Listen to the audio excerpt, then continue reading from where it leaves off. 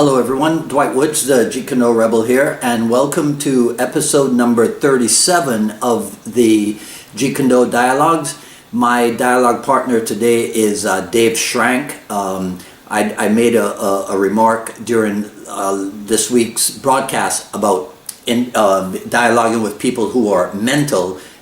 Dave is definitely one of the mental JKD guys, and you will see why in just a short while. So enjoy episode number 37 with Dave Shrank. No sound. Oh, now. Yes. Now there's sound. Perfect. Okay. Let's see. Okay, is your iPhone charged up? Yes. All right, good deal. All right, well, good to meet you, because I don't think we have not met ever before, have we? No, we have not. I don't think so. No. Most of the seminars I had attended were either in New York, or in New Jersey, and some in Pennsylvania. Okay. So I don't think I've come across you in seminars, unfortunately. So you, well, I mean, I know I went out to Princeton's. I don't remember what year it was, but I went out to Princeton Academy seminar once or twice. Been to a bunch of the New York seminars, but you started in '89, Correct. Right? Yes. And you were the first, what I call junior Jeet Kune Do student at PAMA? At PAMA, yes. Yes. What was that like? At first, it was a lot of individual privates, and then as more kids joined, it became a full class. Right. And how did you end up there? What was the reason for enrolling? So I had endured a tremendous amount of bullying in school, and through that, started out in first grade in more of a verbal way, and then as years went on, more because of being LD, between the dyslexia, ADD, reading comprehension, auditory deficit, very learning differences I have. Yeah. I was in specialized schools that kind of bred a lot of bullying because of kids who were going from public schools into this school and had already dealt with a lot of bullying themselves. And of course, back in those days, there was no knowledge of how to stop it. Right. Even now, it's still too minimal, but still, back then there was no knowledge. And by second or third grade, I started really getting beaten up a lot. It turned quite physical. And by sixth grade, I was really getting pummeled all the time. But the reality is, because until being able to go into seventh grade, there was no other school around from first grade to sixth grade that could handle the severity of my learning differences. So my parents couldn't take me into another school. There was no another school. And so my parents started to look around to see what schools look good, because I said, I really want to learn how to fight. I want to be able to defend myself against the pummeling that I'm enduring. Right.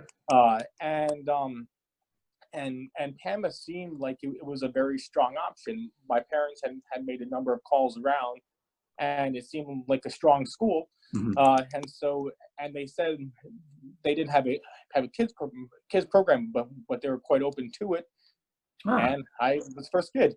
Wow. And then my father, interestingly enough, he got tired of just taking me and watching me. So about 1 month into me starting, he started to train there as well, and it became a father and son thing from then on. Okay. Which was awesome. All right. So I need for you to help me with something. Sure. Because this whole bullying thing, I have to claim some ignorance on its sources and the best ways of dealing with it. This is my image of it. So then I want you to tell me what's wrong with how I look at it. Okay. Okay. Like you just said, the kid gets beat up. The kid says to mom, put me in karate. Mom puts the kid in karate. The kid learns to fight. the kid fights back, the problem's done, isn't it? That can depend. Okay. Overall, that is often, I mean, in my case, that was the result. That as soon as I really learned how to respond to attackers, it did stop. Okay. However, I've seen in many other cases in which a big part of bullying is the psychological effects. The only way you're being bullied is if your self-esteem is being hurt. If Right. not, it's jokes, it's this, it's that. It's not bullying. Bullying occurs when a person's self-esteem is really being affected by comments or actions. Right. Therefore, you have a kid with low self-esteem. Even if that kid learns to defend himself, if the self-esteem does not come up, that kid is still the same target.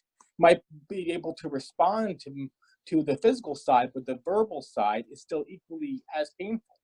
And therefore, the child really has to learn how to, and even going into adulthood, the adult then has to learn how to improve one's self-esteem, to improve the ability to respond to comments and actions that people deal with every day. Right. Okay. So it's not at all just a physical thing. It is also an emotional and a mental thing. Very much so. Okay. Now tell me what I have wrong about this point of view. Okay. So we go to the principal and we go, hey, you've got a bullying problem at your school. I've been able to identify that so-and-so is the bully. Do something about it, because you don't want me to have to do something about it. And the problem's fixed, isn't it? Most often, no. Unfortunately, not. I got it all wrong. See, I will say this: if the world worked that way, it would be a wonderful thing. School administration's first line of recourse is making sure that they're covered legally. Okay. Most schools want to make sure that it looks like things are being responded to, but from a legal standpoint, that they are covered on all angles. Politics can get into quite a lot. And the political stance about other parents having a very strong negative voice, and school administrators really not wanting to deal with those parents or those families. It has actually, unfortunately, become quite a common thing, because also a school administrator that's been bullied is going to respond poorly to other aspects of kids being bullied, because they don't have the confrontational ability themselves. I see. And again, the same kid that was bullied that never took care of his or her issues becomes the same adult that falls into the same tracks.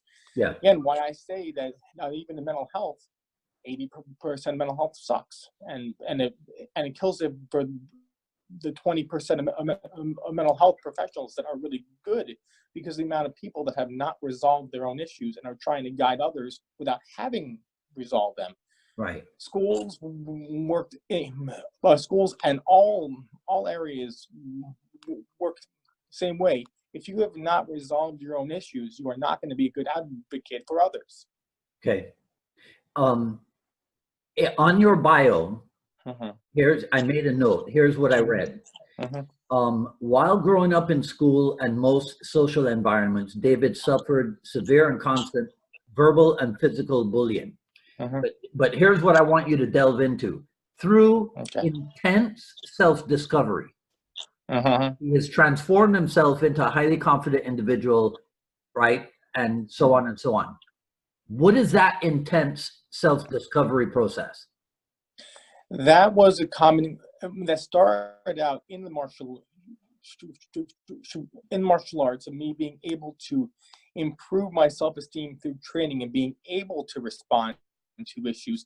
Then it turned to the psychological part, which is why I'm I wouldn't say I'm Freudian, but I'm very into psychodynamic theory of going into all the trauma you have experienced and turning over every stone to make sure nothing goes unturned, because you have to address every part of what's happened in your past in order to be able to move forward in a more confident and solid way. So I took the time in therapy to really work through each and every aspect of the experiences I had gone through. Yeah. So that being combined with the amount of self-esteem, increased self-esteem that I got from training in martial arts, and being able to be an advocate for myself through being able to respond to the future issues that came my way. Right. That combined with intensely going over every past experience really helped me to bring on a very new me, so to speak. Yeah. So that is what I call the 4 tenets of Jeet Kune Do. This is tenet number 1. Research your own experience for the truth. Yes. Incredible. Yes. Incredible. And I love the fact that you said the truth, because there's a lot of people who go and seek help, but don't really open themselves up. You really have to be able to open up every bit of vulnerability, every bit of area that needs attention has to be opened up. It's that self-discovery aspect of finding the underlying truth within you that allows you to develop. Well, that's pure Jeet Kune Do, isn't it? Yes, it is. That's why I love Jeet Kune Do. That's pure Jeet Kune Do. I mean, that's the same thing as discovering why you can't grapple. Discovering, right? Yes. Okay, so going back to the martial arts side of what you're doing. So you stayed at Princeton up until 2004 when and then you went over to Jeff Jones? Yes, that makes sense. Yes. Okay. And you ended up teaching at Tri-State, right? Yes, correct. And then in 2008, you helped Michelle Thompson to start her school.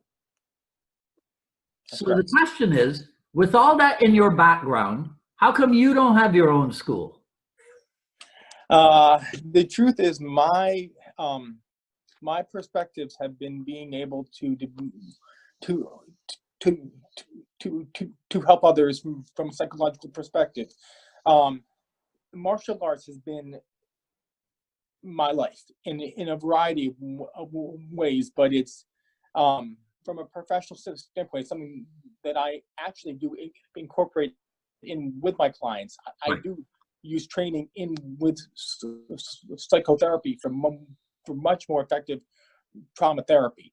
That being said, I have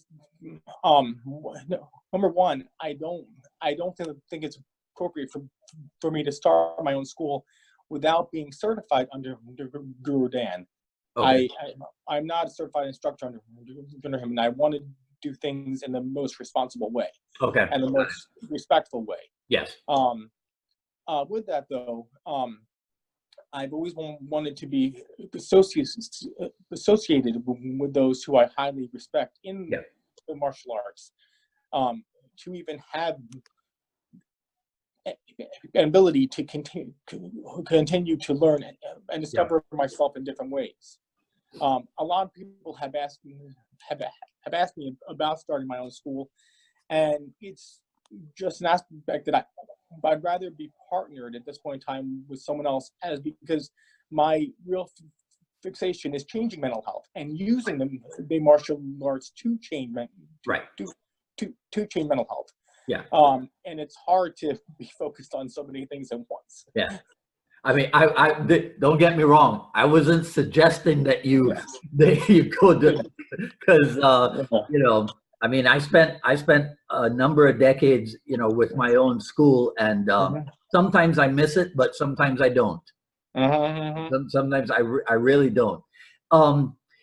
Also on the bio, it talked about the way that you address stuttering from a psychological perspective. And I wanted to ask you if you had heard of Maxwell Maltz and psychocybernetics. That's been presented to me. I have not done the research on it though. Okay, I'll send you a whole bunch of stuff. Please. My business mentor, Dan Kennedy, he credits Maltz's program, the psycho-cybernetics program, with helping him. I mean, this is a guy who went from stuttering as a teenager to making a ton of money as a public speaker. Well, speaking of that, I will freely say that I take a very different approach to stuttering than most. I used to be, back when I was 13 or 14, I was diagnosed as profound. It used to take me 2 to 3 minutes at times to say my name. Yeah. I was very, very severe stutterer. That being said, it has enhanced my life in so many ways. I would give up the ADD, dyslexia, all my other low differences in a heartbeat. Yeah. I would not, I'd rather not have to deal with any of that. Yeah. My stuttering, I will never give up. And I am a motivational speaker for those who are disabled and for those who stutter. And I love going to speaking engagements where I'm telling those who stutter that I love the fact that I stutter. And I get this look from everyone that I have 10 heads. The looks are fantastic. Yeah. I also use my stuttering in some entertainment ways, because frankly I find when the stuttering is really coming out hard, that people's reactions are quite entertaining. Yeah. And so I just at times put it on more just to see people's facial reactions. And at times my wife has even come to me and said, "Please stop messing with people. Come over." My God. Okay, so you can dial it up or dial it down? Oh yes. Oh yes. Oh my God, Absolutely. that's incredible. I use my stuttering professionally to pull people in. Right. I use my stuttering as a speaker to pull in the people I'm speaking to really keep their attention. Yes. And to keep them fully engaged. I use my stuttering in every way. It's fantastic. I love it. I love it. Yeah. It is one of the best gifts I have. Is part of stuttering when the brain's working too faster than the mouth can deliver? That is, I mean, there are so many. There are 40,000 some reasons for stuttering. Yeah. But one of the big things that it seems like a lot of neurologists have stayed on is that there's some a millisecond, a tenth of a millisecond delay between, for those who stutter, between when you speak and when you hear your own voice. And therefore, that delay creates a disconnect that leads to stuttering, which is also why if you sing, you'll never stutter, because stuttering only occurs in the break between sounds. So if you sing, it is impossible to stutter. Wow. That's actually why singing has been a big way that a lot of people have tried to beat stuttering. Right. Through and why a lot of stuttering programs try to incorporate a sing-songy way of speaking, which at times I think sounds a little bit ridiculous. But it's ways to keep sound going, so you don't have that break between sounds for stuttering to actually occur. I mean, there's a tremendous amount of anxiety behind it. Anyone who is very anxious about their stuttering is going to make it much, much worse. Because the more anxiety will lead to you pushing on sounds, trying to force a sound out, and the more you're trying to force the sound out, the more intense that block or that stutter is going to get. And then it creates a whole variety of side effects that make you stutter much, much more. Well, that's another martial art principle. Right? Flow. Yeah. Go with the flow. Yes. What if flow? Exactly. Which is a principle I love as well. Yeah. Yes. But it's true. When you go against force, it creates more problem. When you go with that flow, right, it's much more effective. Yeah. This is fascinating. well, can you tell me some more of how the role that martial arts training plays? Because you're a top expert in Definitely. the field of trauma and addiction related to mental health. So help me to wrap my mind Yes, around how martial arts training, the role that it plays in that. certainly. So when you look at a, a big factor of trauma is people holding on to that trauma and being so afraid to talk about it and expose themselves, expose the feelings, expose the issues there. Yeah. Being able to sweat, being able dopamine production, adrenaline, all these hormones have an amazing effect to open up the floodgates. Ah, Therefore, as you're hitting pads, you actually are getting a lot of the anger and frustration out, but it's opening up the emotion as well. So when you go from hitting pads or kicking pads or doing something quite physical of that sort, right. to then talking about the inner emotion, it comes out so much faster. You don't have to work nearly as hard, and people are much more comfortable opening it up because it feels better to open up in this way. Yeah. And it also, because they're being active, it feels better in different ways. So it's also easier to close a person up after, because Yeah. after every therapy session, you have to make sure the person is not an open wound, because that trauma has been opened. Okay. And they have to be put back together in order to face society, or society can re-traumatize them in 50,000 ways. Right. So it's that whole process. When you look at addiction, much of addiction stems from very bad experiences, trauma that's occurred, that people use alcohol and drugs to numb. It's a numbing agent that works, unfortunately, very well, and keeps people from having to feel what their inner issues are. It relaxes them. It keeps them out of feeling it. And so when trauma therapy is having to feel more and more to expose it all and talk it through and get it out. So by using pads, by using martial arts, by using different forms of training, you're opening up those floodgates of emotion in a way that feels good. Right. And it becomes exceptionally effective. Well, without any of the experiences that you've had, or even experiences at the level that you've had in the marketing of my school, I came up with an expression that says that the art of self-defense is actually the art of self-development, because all of the attributes, all of the human attributes that are preceded with the prefix self-confidence, self-esteem, self-analysis, anything that you could think of, any positive human attribute can be developed or enhanced through the practice of the art of self-defense, right? Absolutely. So, yeah, but that was just a marketing gimmick. But it's true. Me. But you're the real deal.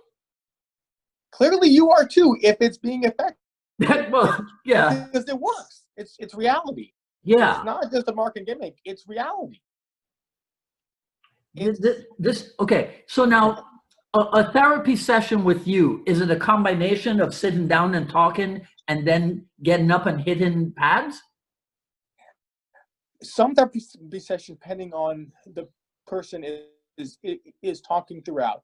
Okay. Some more therapy, I would say about it depends on where the person is in their trauma, where they are in their development. But a new client is often will come in, and I'll start out with pads, so the person starts to warm up and to open up, and then as soon as the emotion really starts to come out, because I'm asking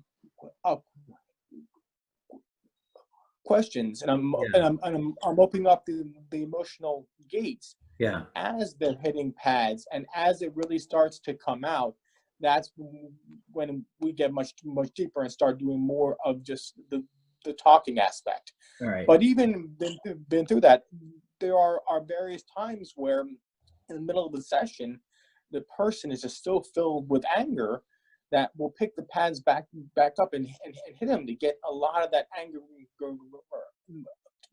to get a lot of the anger and frustration out, so we can go back to the deeper emotion that's under it. Okay. So there was something you said earlier about, and then you just said about opening the gates. So at the end of the session, it is imperative that you close the gates. Yes. How do you do that? It's I don't want to sound like I'm manipulating people, but it is. It's freezing things in a way that a person is able to mentally close their emotions out before leaving the room to go and face the outside world. Yeah. It's saying various things and getting feedback from the client that show that they are in a stable place, that their emotions are back to being sort of tucked away. Right. The trauma therapy is about opening all these floodgates. So all that has opened up must be closed up, or else the person will immediately get re-traumatized by going into the world with anything that can happen. Let me ask you this. Is it possible, because I've always, and I'm sure you've come across this too, the idea that a professional martial arts instructor is a kind of a therapist. Yes. Right?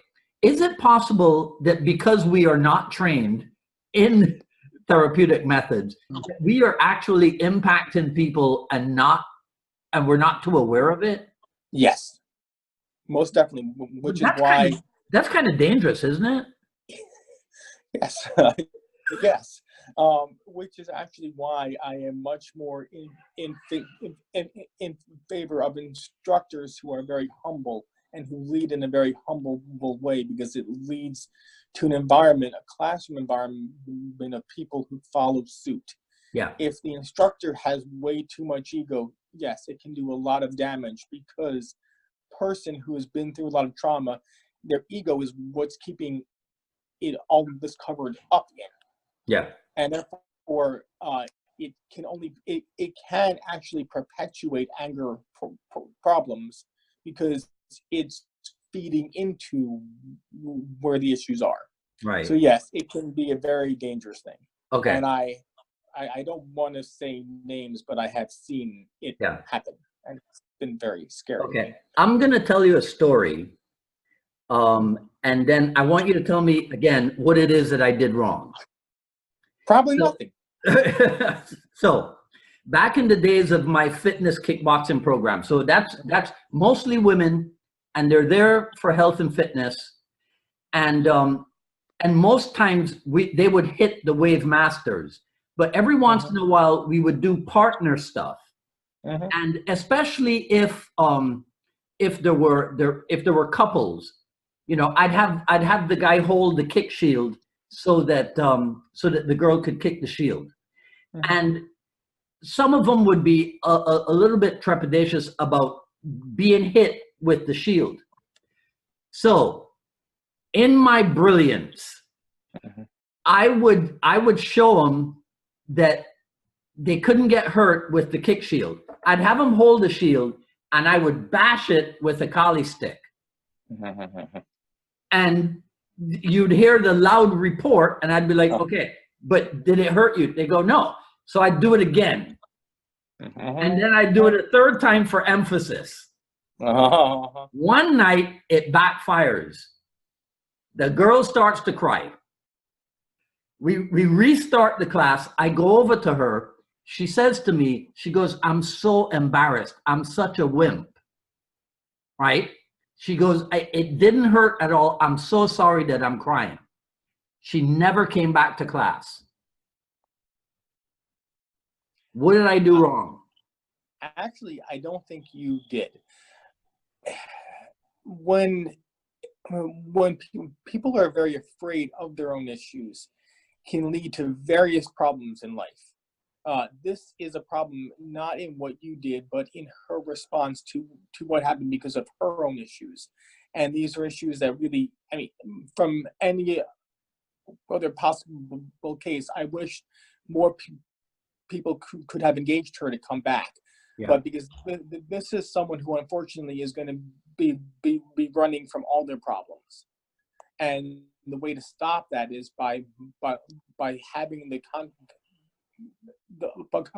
confidence to face their problems. Yeah. With what you did with the pads and the collie stick, if anything, is a very empowering thing that would increase people's self-esteem to see that they're able to hold pad throughout a sound right that intense. That was my idea. Yes, I would say the only thing that could have been missed is if someone were to engage her more, say to please come back, please be part of this. We want you here. There's nothing to be embarrassed by, so that her ego didn't feel as hurt. But aside from that, nothing else was done wrong. This is someone who probably runs from all his or her problems. Yeah. Which can be a very dangerous thing in life. When a new client signs up with you, is it possible to, can you, even without talking to them, or just by like observation within the first like 15 seconds, is there like a ton of things that you kind of know, and now we're just going to verify it? Yes. Yeah. Yes. Between facial expression, body language, especially with drugs and alcohol, you can see in their skin, their nose, their eyes, the way in which they present, the way in which they hold themselves, where the body is turned to. Mm-hmm. There are a multitude of ways that within seconds you can read exactly where the person is at and where things need to go in order for the person to feel more comfortable and stay longer. Because the truth is, the first couple sessions are the scariest, because you're going into zones that are very scary zones for people. So it's trying to figure out where a person's motivation is to keep them coming back. Yeah. Is all trauma the same, or are there like clinically different types of trauma? That's an interesting question. According to the DSM, the Diagnostic Statistical Method, that all mental health goes by. Man, you're a master. Trauma. You're a master. You're a stutterer, and you can say statistics better than I can. I got lucky that time. I always have to pause, right? I always have to pause and say it in my head before my lips try to do it. Again, I got lucky. That does not happen every time. Oh, yeah. Because there are so many areas in the word statistics you could stutter on. It's amazing. Yeah.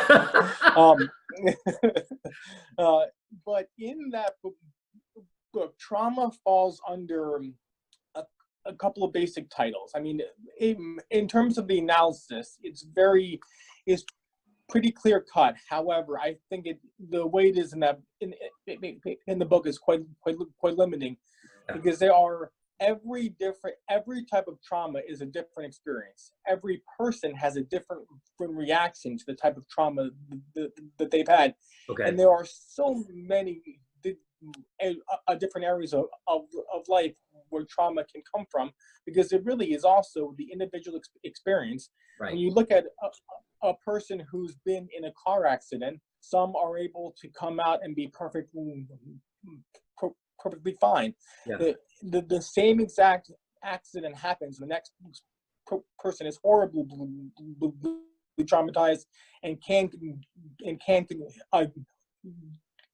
get out of bed for 3-4 weeks, Right. just based on their response to the exact same experience. Wow. When you look at trauma of sexual assault, there are so many different responses seen when it comes to sex trafficking, sex trafficking, or issues in foster care. There are so many different experiences that it can be looped into what is trauma, but there is such a clear, not a clear, such a tremendous unclear, if anything, a breakdown. Mm-hmm. And that is actually why in the workshops I teach on trauma, it's understanding how different it is from person to person, because you cannot use a cookie cutter approach. Every single trauma case is different and has to be treated in its own way. If you loop them up in all in the same way, you missed it, and people are not going to get helped. But earlier we said that it's a physical thing, it's an emotional thing, it's a mental thing. Yes. Right. So, but because of that fact, are there commonalities though in the treatment of the different? Yes. Okay. Yes, because I mean, you have to take into account each of the way it affects daily life, each of the way it affects family, each of the way it affects diet, each of the way it affects a person's ability to walk down a street, right. How it affects a person's ability to talk to someone else, what people caused the trauma or incidents that caused the trauma that will be re-traumatizing again if the person falls into the same activities or the same people again. Yeah. Ways in which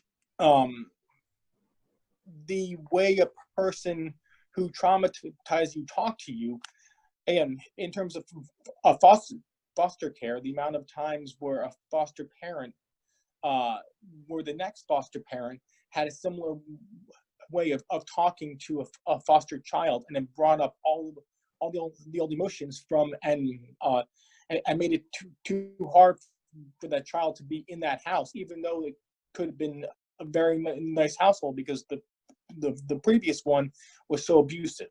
Yeah. I looked again on your bio, right, where it talks about you're providing counseling to adults and students who have been bullied or are currently being bullied. But then it lists all the other areas. So there's gang violence, yes, veteran services, jail or prison diversion, anxiety disorders, personality disorders, and predicting violent behavior. Right. So now I'm going to ask you the how do they call it? Not the $1 million question. The whatever question. Where does it start? Where if you want to help people, where does it start? I don't even know if that's a good question. Right. No, it's interesting. So the advantage I had is that I early on in my career, I worked in all the most extreme areas of mental health to get the experience in the depths of all the most extreme areas. Yeah.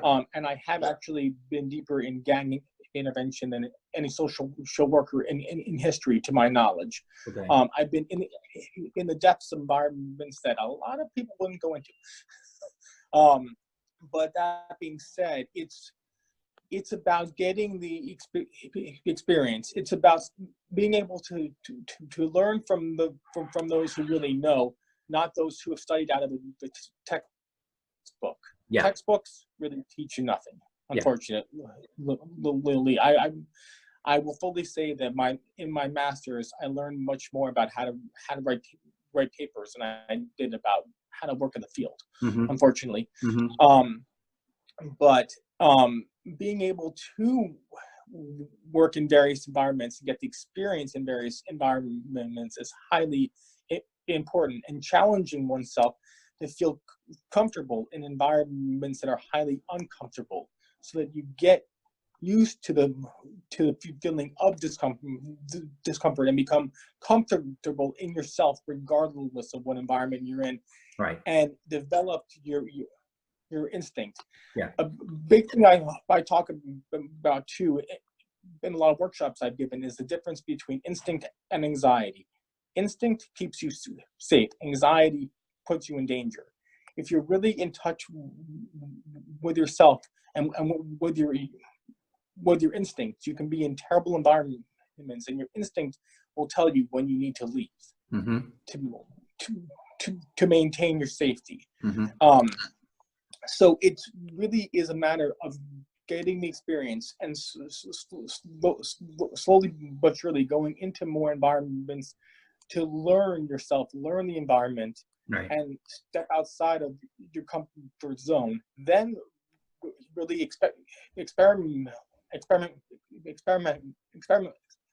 experimenting on your ability to connect with a variety of different types of people and different types of issues and backgrounds. If you stick with the same population, you're not going to grow so much. You need a variety of I'm smiling.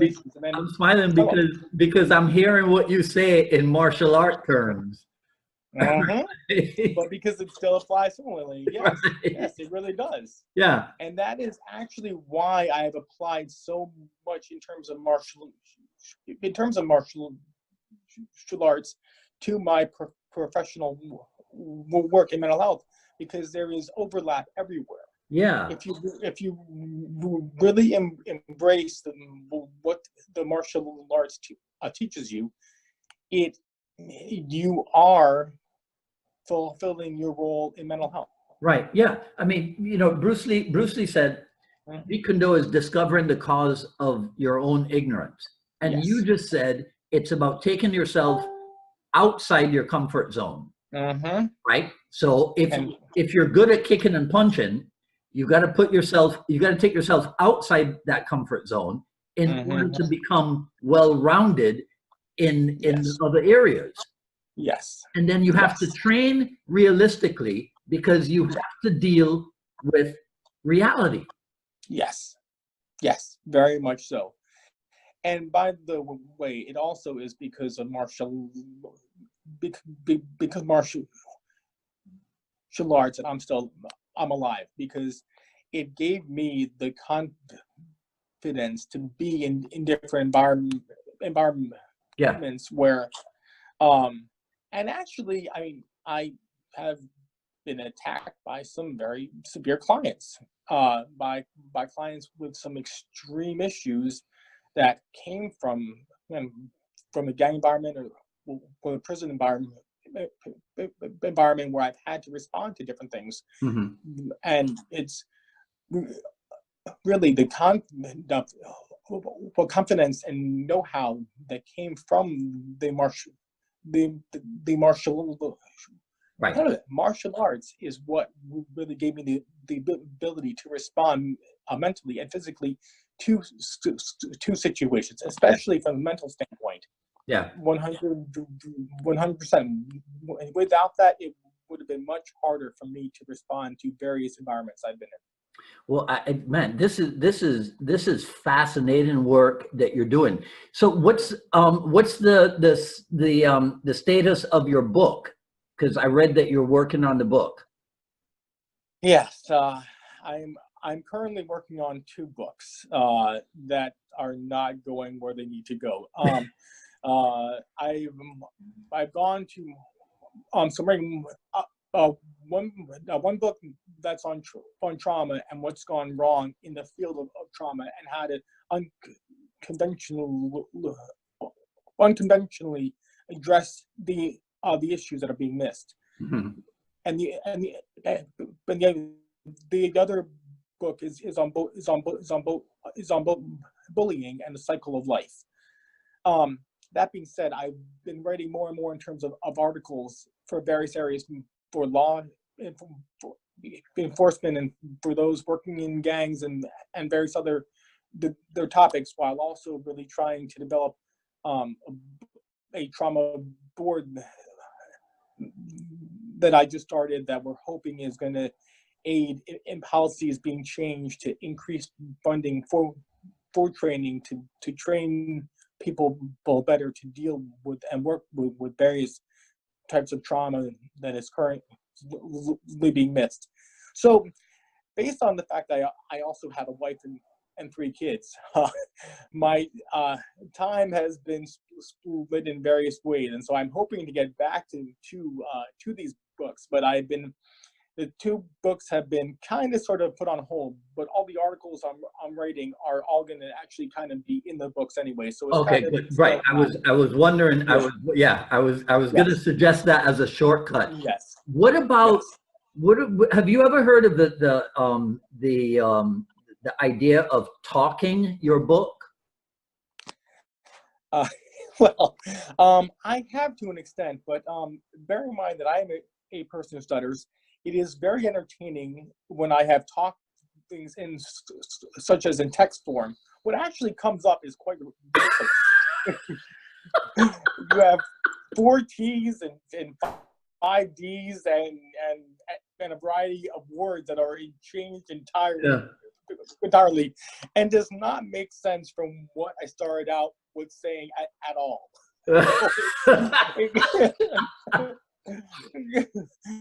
It's been interesting to see what's come out of it. But what about if you just spoke into the microphone, not necessarily into a speech to text program, and then just have somebody transcribe what you said? That's an interesting idea. Right? I have not really looked into that, but that's a really good idea. I will look into that. I need to research that more. Yeah, see if that works. So let's see. You are based out of Maryland now? Yes, correct. Okay. But you worked in Philly, you worked in Trenton, and if memory serves me correctly, Trenton's not the easiest place to work, is it? Nor is Philly. Neither one. I've also done a lot of work in Baltimore and Washington D.C. Okay. I've centered my work in some severe areas. Yes. So when you finish up at, let's say, 5 p.m., right? What do you do to leave that stuff there and go home? I don't want to sound cold, but I have developed a very strong wall that once I walk in the door and see my wife and kids, that is what my world is. Nothing else matters. And I also have to make sure I'm working out, I'm meditating, I'm doing the things that keep my health up.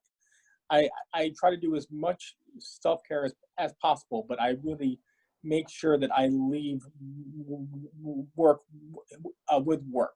Okay. Now I often you glossed over it. You glossed over it there, but you mentioned meditation. Yes. But you said it quite quickly. Yes. Isn't that like an absolute essential? Yes. Okay. Yes. Yeah. Yes. That and exercise is both. Being able to release my own issues. Yes. Because it does bring issues into me that I have to continually work through in order to maintain my own health, because that is one of the biggest problems with the mental health field, is people who get sick and burnt out. Right. And so I continually do as much self-care as possible as I can find the time to do in order to maintain my own health. Yeah, I mean, because meditation is exceptionally important. Exceptionally. You have to have self-defense against your type of work. Yes, absolutely. Right? Yes. Yeah. Yes. because there's a lot that I take in every day. Yes. I mean, Yes. so it's people come in, put in their stuff on you as the professional, then you have to have a way to get their stuff off of you. That's correct. That's correct. I You're, mean, again, I do have. You're a greater man than I am. I doubt that. But I do. I will say I have developed a very strong wall in terms of, you look at the amount of stuff I hear that I don't let it permeate me. Yeah. After a session is over, that's my mind is being cleared for the next session. I'm not taking that with me. I'm gonna change the vowel that you used. Okay. I think instead of developing a strong wall, you have developed a strong will. Okay. I think what we're talking about here is willpower. Yes. Okay. That's something that just occurred to me. I like that. Yes. You know, I'm because, you know, Chris Kent, in one of my favorite quotes from Chris Kent about Jeet Kune Do is developing the ability to make your body do what you want it to do when you want it done. Correct. I have always thought, however, that the same thing applies to your mind. It is also developing the ability to make your mind do what you want done when you want it done. So I was thinking about that when the second time that you said wall, and I thought, yeah, but I think it's his willpower also. I could definitely go along with that. Because Dave, tell me this. Ultimately, is it about having the strength to face up to things and deal with them? Is that it? It is having the strength to face up to things and deal with them, but then also to empower yourself out of it. The reason why the first word of my organization is empowerment. Yes. The biggest thing that is left out of therapy so often is the empowerment aspect.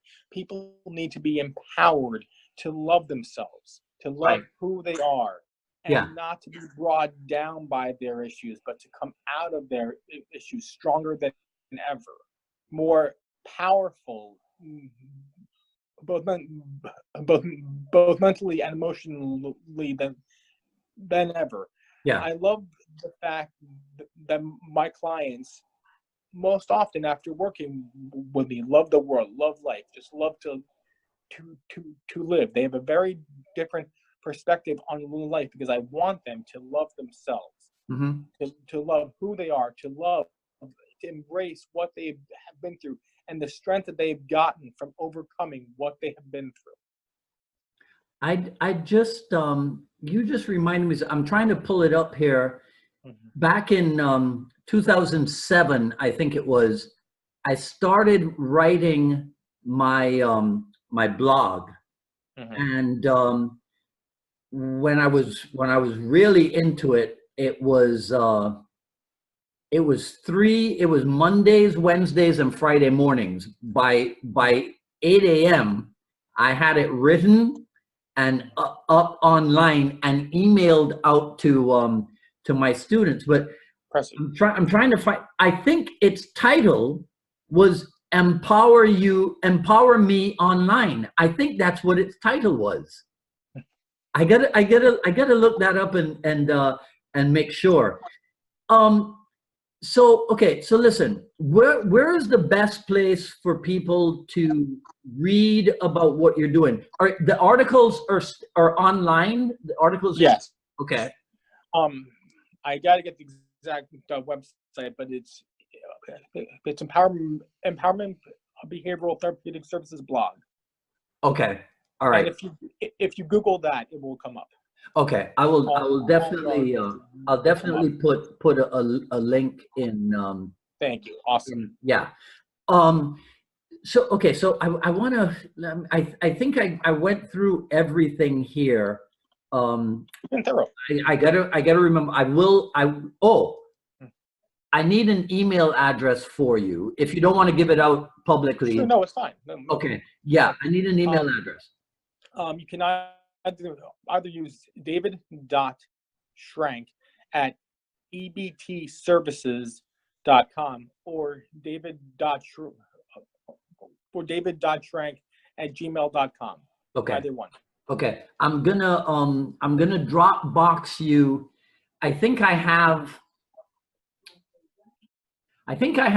the excuse me, the original Maxwell Maltz Psycho-Cybernetics, but then I have Dan Kennedy was so impressed with what he learned from Maxwell Maltz that he bought all the rights to the Psycho-Cybernetics recordings and what have you, and then he wrote a book entitled The New Psycho-Cybernetics, and then he did, I think, a new program off of Maltz's old stuff.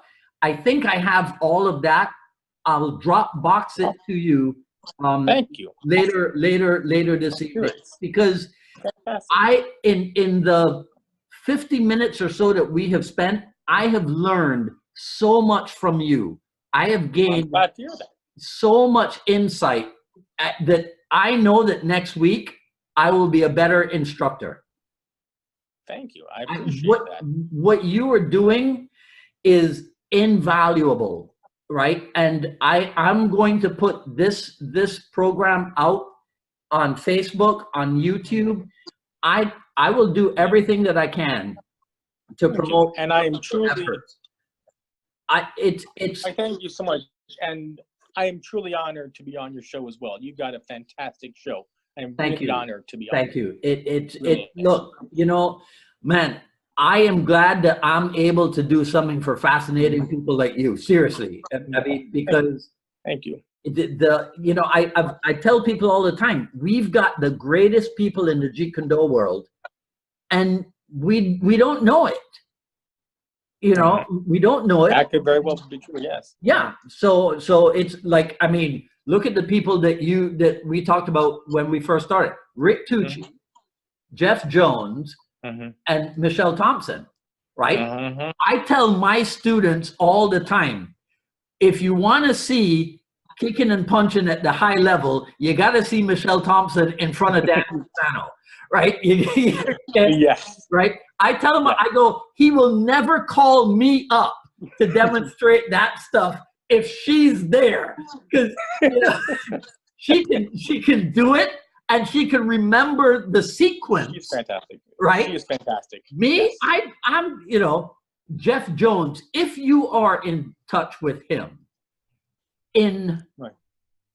was it February of this year? I'll have to look it up. But I had him in mind for this program, and I called his school, and they have never gotten back to me. Is that right? So if you're in touch with him, can you please beseech him on my behalf, right? But since we're talking about that, so obviously those are three people that you would recommend that I get on the show. Is there anybody else you can think of? Scott Anderson. Okay.